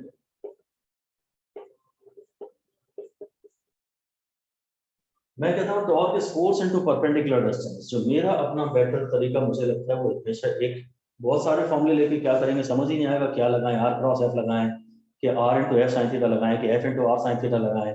तो मैं जो पर्सनली फॉर्मूला प्रेफर करता हूँ वैसे तो वो यही है, फोर्स इंटू परपेंडिकुलर डिस्टेंस। और मेरे दिमाग में ये बात रहती है between the line of action of force and the point about which the torque is to be calculated.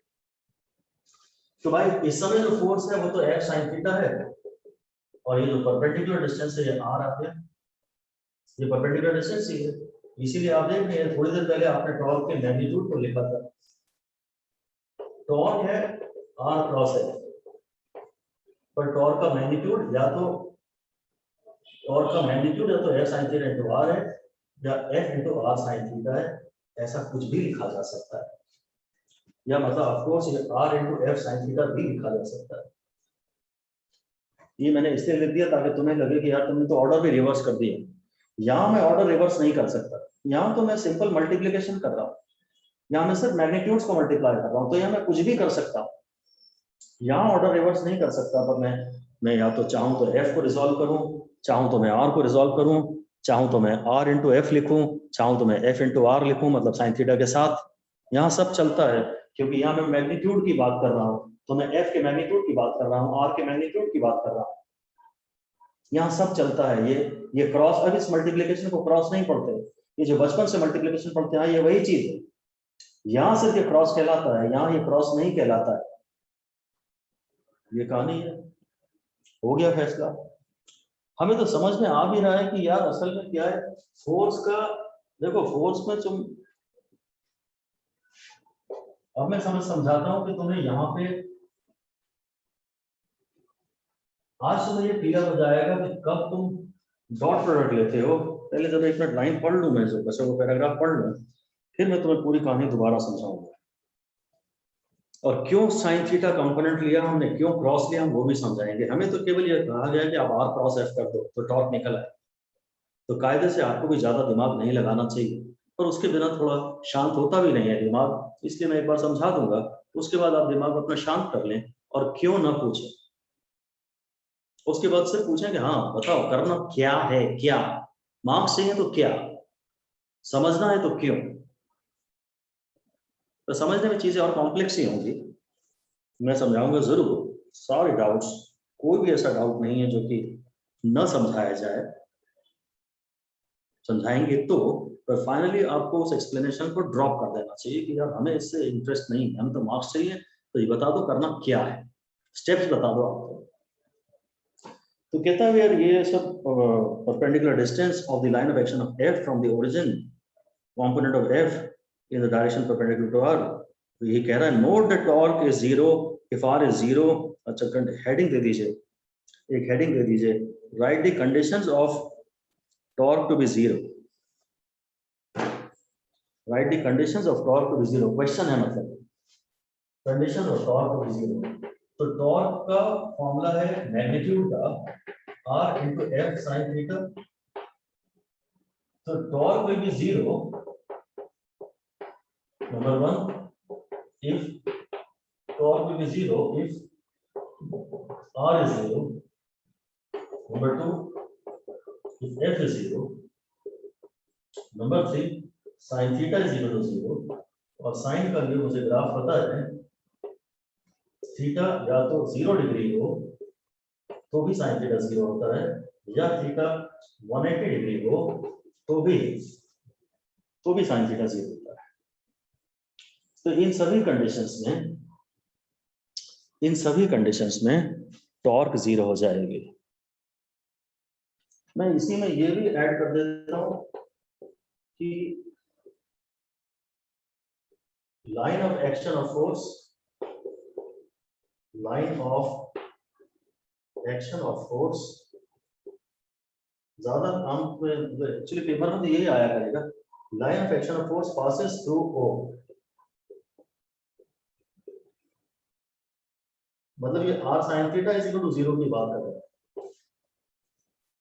या तो r ही 0 हो या f ही 0 हो या sin थीटा 0 हो, मतलब थीटा या 0 हो या 180 हो, या line of action of force passes through origin, जिस पॉइंट के ऊपर टॉर्क निकालना है लाइन ऑफ फोर्स वहीं से गुजरे, परपेंडिकुलर डिस्टेंस 0 हो, मतलब परपेंडिकुलर डिस्टेंस 0 हो।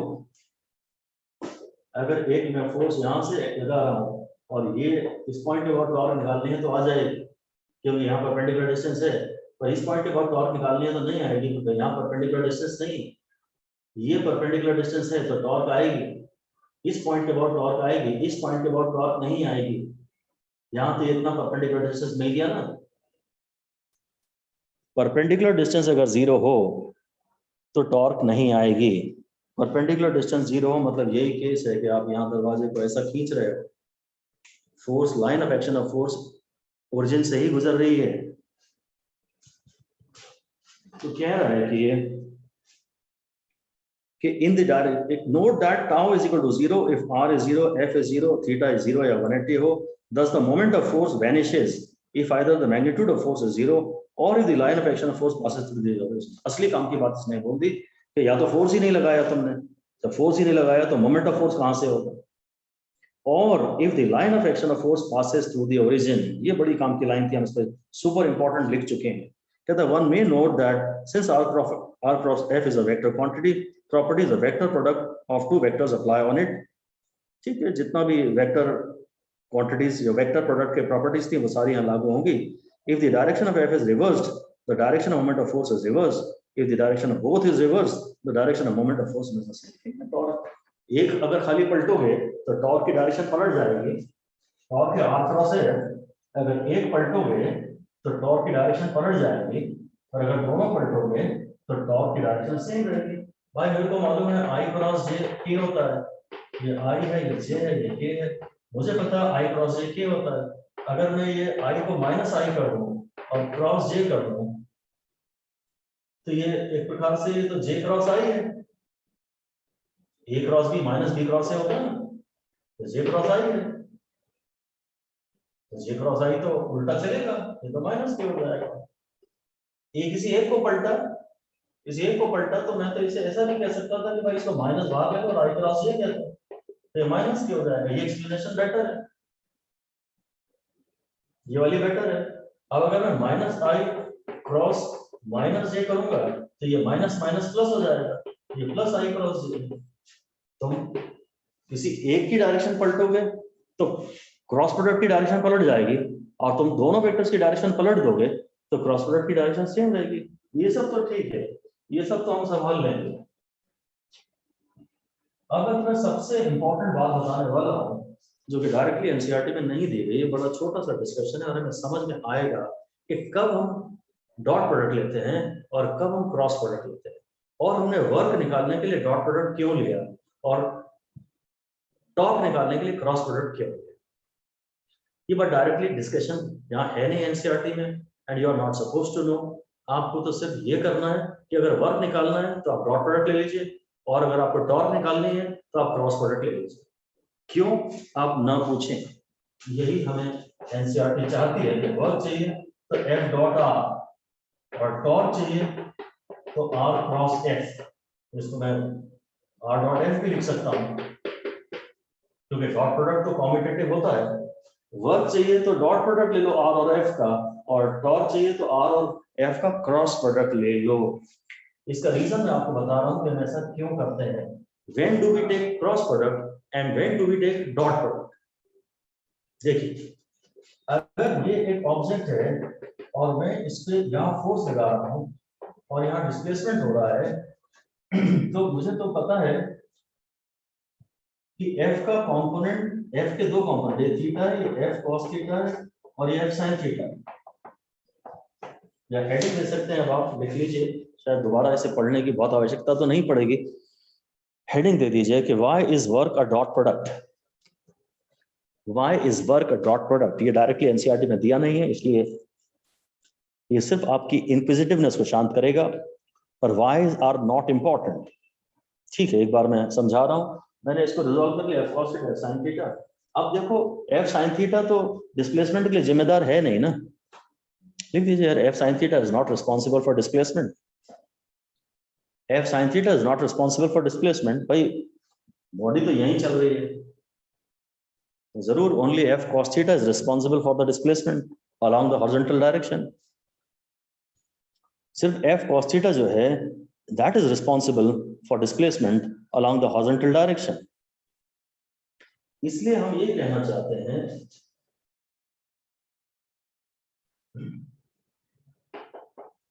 the effective component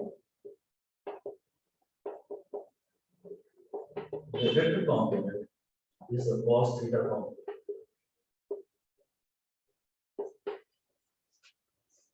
इसके W हम लेते हैं f cos theta into s, इसलिए वर्क को हम बोलते हैं f dot s। कभी कभी जब तुम फिजिकल क्वांटिटी को पूरी तरह समझोगे और डिफाइन करोगे तो तुम्हें समझ में आएगा कि effective component cos theta component है कि effective component sin theta component. जब जब effective component cos theta component होगा तब तब आप डॉट प्रोडक्ट लीजिएगा। जब भी फॉर्मूले में cos थीटा आता है तो हम उसे डॉट प्रोडक्ट कह देते हैं। फोर्स का इस समय जो इफेक्टिव कंपोनेंट है, जो डिस्प्लेसमेंट कराने के लिए जिम्मेदार है, जो फोर्स का कंपोनेंट डिस्प्लेसमेंट कराएगा वही तो वर्क करेगा। F cos थीटा के कारण ही पार्टिकल चल रहा है और वो F cos थीटा ही पार्टिकल पे वर्क कर रहा है।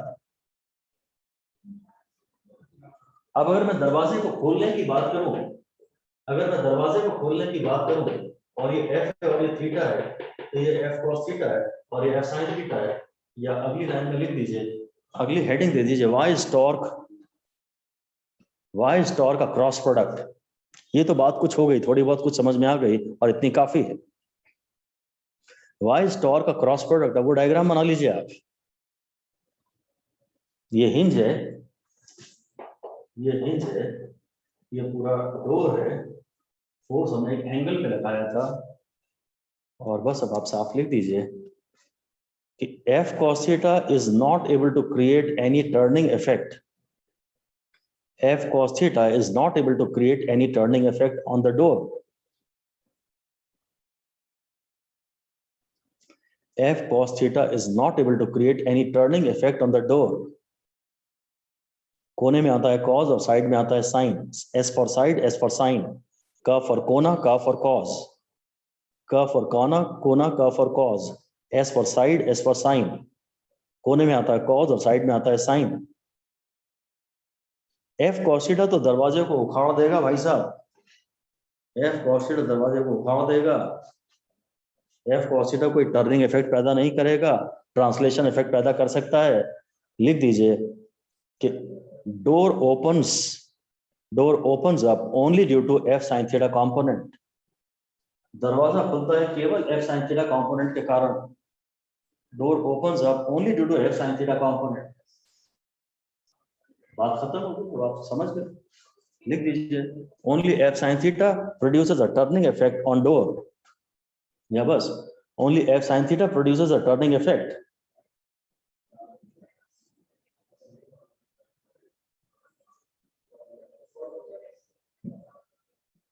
और बस लिख दीजिए here the effective component is the sin theta component. Here the effective component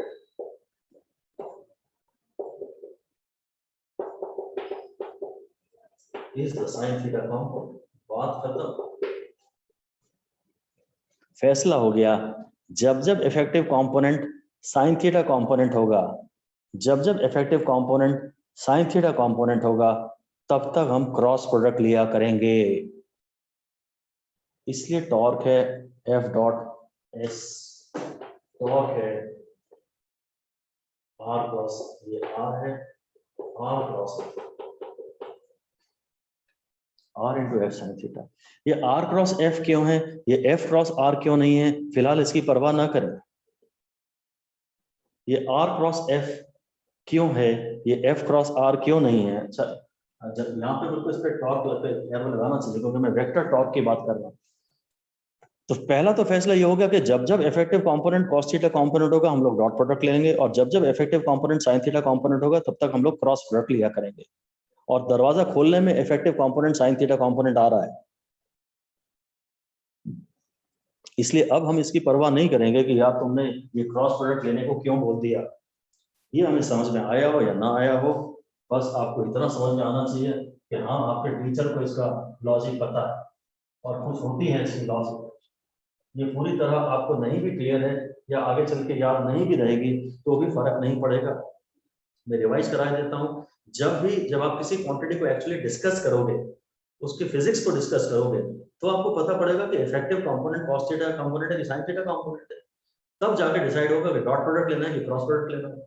आपको फिलहाल इससे मतलब ही नहीं है कि डॉट लेना है कि क्रॉस लेना है, कब डॉट लेते हैं कि कब क्रॉस लेते हैं, आपको इससे कोई लेना देना नहीं है। आपको तो ये बताओ कि जब कोई कहता है कि डॉट प्रोडक्ट लो, वर्क निकालो, तो तुम्हें डॉट प्रोडक्ट लेना ये बताओ, और डॉट प्रोडक्ट लेने के स्टेप्स क्या है ये बताओ। कोई कहे टॉर्क निकालो तो तुम्हें क्रॉस प्रोडक्ट लेना है ये तुम्हें पता हो, और क्रॉस प्रोडक्ट निकालने के स्टेप्स क्या होते हैं ये तुम्हें पता हो। ये तुम्हारी जिम्मेदारी नहीं है कि तुम्हें ये पता हो कि भाई ये सोचना भी पड़े कि डॉट लेना पड़ेगा कि क्रॉस लेना पड़ेगा, वो डिफाइंड होता है। हाँ, हम आर क्रॉस एफ डिफाइन करते हैं, एफ क्रॉस आर डिफाइन नहीं करते हैं, क्योंकि वो हम देखते हैं कि जब हम आर ये है और एफ ये है और दरवाजा इस तरफ खुल रहा है, तो टॉर्क की डायरेक्शन हमें पता है सिचुएशंस में, उसलिए ये आर क्रॉस एफ आता है। उसका भी हम क्यों ना पूछें कि एफ क्रॉस आर क्यों नहीं होता है, ये आर क्रॉस एफ है, ये मोमेंट ऑफ फोर्स है, तो पहले आर है फिर एफ। सिर्फ वी का एक फॉर्मूला है जिसमें ओमेगा क्रॉस आर होता है, सिर्फ वी के फॉर्मूले में आर बाद में आता है, बाकी सारे फॉर्मूलों में आर जब भी क्रॉस प्रोडक्ट लिखते हैं तो आर पहले ही आता है। ठीक है, एक चीज हमारी छूट गई, लास्ट चीज अगर पढ़ लें, फिगर 7.16 में टॉर्क की डायरेक्शन निकाल के जरा और बता दें। टॉर्क की डायरेक्शन निकाल के बता रहे हैं। ये भाई इसने दिया है आर और ये दिया है एफ, बस, और मुझे निकालना है आर क्रॉस एफ। हाँ, ये भी आर है, ये भी आर है। टॉर्क की डायरेक्शन तो अलग से क्वेश्चन लिख दीजिए, इसमें क्वेश्चन लिख दीजिए कि here find the direction of torque, find the direction of torque. ये हमें और इरिटेट करता है। एक तो टॉर्क निकालना, टॉर्क का मैग्नीट्यूड निकालना भी कठिन है, ऊपर से डायरेक्शन की भी कभी कभी बात कर लेता है, और कॉन्फिडेंस कम हो जाता है। इनमें टाइम लगेगा, आपको टाइम लगेगा इनमें कॉन्फिडेंस आने में। पर एक बात आपने जहाँ सब सीख लिया, क्रॉस प्रोडक्ट की डायरेक्शन निकालने वगैरह की सारी मेहनत आपने कर ली, 12th में फिजिक्स बहुत ज्यादा आसान हो जाती है इसलिए, क्योंकि सारी ये सारे टूल्स जो आपके हैं तो 11th में डेवलप हो चुके होते हैं ना। 12th में फिर जाके तो फिर कुछ बचता ही नहीं है विशेष। 12th की फिजिक्स बहुत आसान लगती है, 11th की फिजिक्स सर्टेनली बहुत टफ लगती है, अचानक एकदम से आपका स्टैंडर्ड रेज कर दिया गया। खैर, मुझे साहब आर क्रॉस एफ निकालना है, और इस समय आर और एफ परपेंडिकुलर है भी नहीं तो मैं आई क्रॉस जे क्रॉस के करके कुछ काम कर लेता। ऐसा यहाँ लिख दीजिए, here R and F are not perpendicular, here R and F are not perpendicular, so this cannot be applied। वरना तो मैं डिसाइड कर लेता कि कौन एक्स एक्सिस के अलॉन्ग है, कौन वाई एक्सिस के अलॉन्ग है, किसी को मैं आई कह देता, किसी को मैं जे कह देता। थोड़ी सी मेहनत करके ये मेथड अभी भी लगाया जा सकता है, और ज्यादातर हम इसी से काम चला भी लिया करेंगे, ज्यादातर हम इससे काम चला ही लिया करेंगे। पर चलिए एक बार जरा रिवाइज भी हो जाए हमारा रूल। तो इस समय क्योंकि ये दोनों डायरेक्टली 90 डिग्री पे नहीं है, तो आप आई क्रॉस जे क्रॉस के नहीं लगा सकते, क्योंकि वो लोग तो परपेंडिकुलर वेक्टर्स थे ना। आई क्रॉस जे क्रॉस के ये सब तो परपेंडिकुलर वेक्टर्स थे ना। अब देखिए, हम राइट हैंड रूल ले रहे हैं और आर क्रॉस एफ करना है, तो पहले मैं ये लोअर एज, अपने राइट हैंड की जो लोअर एज है जिसमें लिटिल फिंगर है, उसको वेक्टर आर के अलॉन्ग रखता हूँ। ये मैंने वेक्टर आर के अलॉन्ग रखा, और उंगलियां भी वेक्टर आर के अलॉन्ग रखी। एक काम मुझे और करना ही चाहिए था कि आर से एफ की तरफ मुझे एरो मार्क कर लेना चाहिए। आर से एफ की तरफ, आर क्रॉस एफ निकालना है ना, पहले आर से एफ की तरफ एक एरो मार्क कर लेना चाहिए।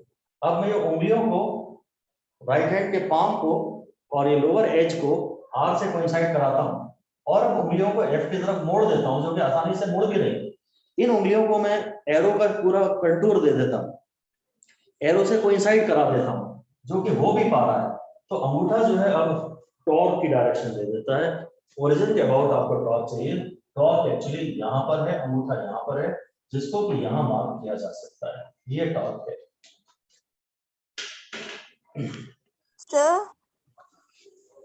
सर जी बोलिए। सर अभी मेरी बायो की क्लास है, तो सर क्या मैं लीव कर सकती हूँ? हाँ प्लीज।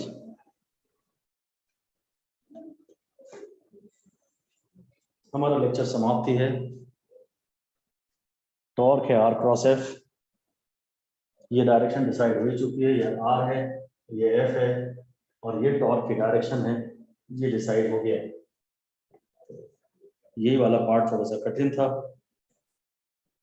ओके, इस तरह से ये आज का कंप्लीट डिस्कशन, टॉर्क का पूरा कॉन्सेप्ट हमारा इस तरह से डिसाइड हो गया। ठीक है,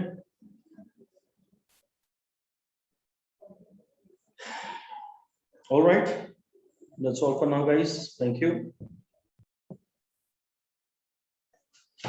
ये जो टॉर्क है इससे हम स्पेसिफिकली कुछ बता नहीं सकते कि कहाँ काम कर रही है, क्योंकि पूरी स्पेस में आएगी। ये इसी प्लेन में तो कायदे से टॉर्क दिखाई नहीं जा सकती, क्योंकि टॉर्क हमेशा इन दोनों के परपेंडिकुलर प्लेन में होती है। तो ये लाइन एनसीईआरटी ने लिखी है, फिलहाल यही लिख देते हैं। ऐसा ही कोई ऑप्शन मतलब इसके जवाब के बारे में आप ज्यादा ना सोचें। आपको एक बात जरूर समझनी है कि आपका पेपर सब्जेक्टिव नहीं है, ऑब्जेक्टिव। 4 ऑप्शन जब आपके सामने होंगे ना, तब आपको समझ में आएगा कि इसका आंसर कैसे देना है। निकाल तो हमने लिया है, पर इसका आंसर देना कैसे है वो तभी समझ में आएगा जब आपके सामने 4 ऑप्शन होंगे। इसीलिए मैं कहता हूं कि आप एचसी वर्मा जैसी किताब ना करें, क्योंकि उसमें ऑप्शंस नहीं, और सिर्फ पीवाईक्यू ही करें आइडियली तो, और उसमें ऑप्शंस होते हैं तो अपने आप समझ में आता है कि चाह क्या है। अभी हम इससे ज्यादा कुछ नहीं कर सकते, कायदे से तो ये डायग्राम हम बना ही नहीं सकते जैसा कि एनसीईआरटी में बना हुआ है, जैसा कि मैंने यहाँ दिखा दिया है। कायदे से तो हम बना ही नहीं सकते, क्योंकि आप यहाँ के लिखना पड़ेगा आपको। लिखिए यहाँ पर कि torque being a cross product is perpendicular to the plane. Torque being a cross product is perpendicular to the plane containing vector r and vector f. कायदे से तो सेम प्लेन में जिसमें मैंने r दिखाया, जिसमें f दिखाया है, उसी प्लेन में मैं कायदे से टॉर्क दिखा ही नहीं सकता। Torque being a cross product is perpendicular to the plane containing r and f. अब ये देखिए आर एफ इस क्वेश्चन में लिखिए, in this question R and F both are in Y Z plane. इसको इन्होंने वाई कहा है, इसको वाई कहा है और इसको जेड कहा है। तो ये जो प्लेन है वाई जेड प्लेन है, ये जो प्लेन है वाई जेड प्लेन है। तो हम बस इतना ही कहेंगे कि जब ये वाई जेड प्लेन में है तो torque will B along x axis. Torque x axis के अलाउंग होगी। अब ये प्लस एक्स होगी कि माइनस एक्स होगी वो तो मुझे नहीं पता, पर अगर आर और एफ दोनों वाइजेड प्लेन में हैं और टॉर्क इन दोनों के परपेंडिकुलर प्लेन में होगी, परपेंडिकुलर डायरेक्शन में होगी, तो वो एक्स एक्सिस के अलोंग होगी। बेसिकली ऑप्शन से क्लियर करेंगे इन्होंने सिंबॉलिकली। बेसिकली अंगूठे की डायरेक्शन में है आपके, ये देखिए अंगूठा, अब ये अंगूठा बोर्ड के बाहर आ रहा है, ये बोर्ड के प्लेन में है, ये बोर्ड के प्लेन में है ना। इसका बाद में और एक डॉट और क्रॉस मेथड पढ़ाया जाता है, फिलहाल हम उस बारे में कोई बात नहीं कर पाएंगे। बस इतना ही आप लिख सकते हैं चाहे तो मैक्सिमम के torque can not be represented in the same plane, torque can not be represented in the same plane in which R and F have been shown. इस प्लेन में तो टॉर्क नहीं दिखा सकते, वो थोड़ा स्पेस में से बाहर आ रही होगी। वो आर एफ जिस प्लेन को कंटेन कर रहे हैं उस प्लेन के परपेंडिकुलर होगी। हम इस टॉर्क को बहुत या तो 3D इमेजिन करें, ये पूरा 3D इमेजिन तो करवा ही रहा है, ये एक्स एक्सिस कह रहा है। तो फिलहाल तो मैं इतना ही कहूंगा, अभी इस केस में कहूंगा कि torque is out of the plane. बस torque is out of the plane, जैसे एक्स एक्सिस भी आउट ऑफ द प्लेन है ना। इन्होंने यहाँ टॉर्क दिखा दी है और उससे प्रॉपर मैसेज आ नहीं रहा है। डायरेक्शन के सवाल ज्यादा आते नहीं हैं, पर हाँ खैर पूरे 12th के सिलेबस की भी बात करें तो ये कायदे से आपको आना तो चाहिए। हम तो इसे बाद में परपेंडिकुलर वेक्टर्स में इसको रिजॉल्व कर लेंगे, एफ को रिजॉल्व कर लेंगे, और फिर परपेंडिकुलर जो कंपोनेंट बचेगा ना उसका आई क्रॉस जे क्रॉस के टाइप कुछ करने की कोशिश करेंगे, आई क्रॉस जे या जे क्रॉस के, उससे आंसर निकालने की कोशिश करेंगे। फिलहाल बस इतना ही कहेंगे कि यहाँ पे अगर मैं बोर्ड की बात करूं तो torque is out of the plane of the board. ये आर है और ये एफ, उंगलियां मेरी मुड़ पा रही हैं एफ की तरफ, उंगलियां मुड़ पा रही हैं एफ की तरफ, तो ये जो अंगूठा है ये टॉर्क है। तो इतना ही कहूंगा कि torque is pointing out of the plane of the board. Torque is pointing out of the plane of the board. तो ऑप्शन आपके सामने ऐसे ही आएंगे अगर ये पेपर में आया कभी, तो into the plane of copy, out of the plane of copy, तो तब आपके सामने प्रॉपर कॉन्क्रीट थिंकिंग होगी। फिर फैसला कुल मिला के यही है कि आप क्वेश्चंस ना करें जिनमें आपके पास 4 ऑप्शंस ना हो। ऑप्शंस आपकी बहुत मदद करते हैं। ऐसे आप ब्लैंकली एग्जाम के जस्ट पहले जब आप सोचते हैं ना, एग्जाम के 2 दिन पहले जब आप ऐसे सोच रहे होते हैं, पढ़ रहे होते हैं, कुछ तो लगता है ये भी याद नहीं आ रहा, ये भी याद नहीं आ रहा, डर लगता है। पर एग्जाम में सब कुछ याद आ जाता है क्योंकि वहां आपके सामने 4 ऑप्शंस होते हैं आपकी मदद करने के लिए, आपको डायरेक्शन देने के लिए। इसलिए इसका हमेशा वही क्वेश्चंस केवल करिए जिनमें आपके सामने 4 ऑप्शंस हो। Okay fine, thank you guys, bye bye.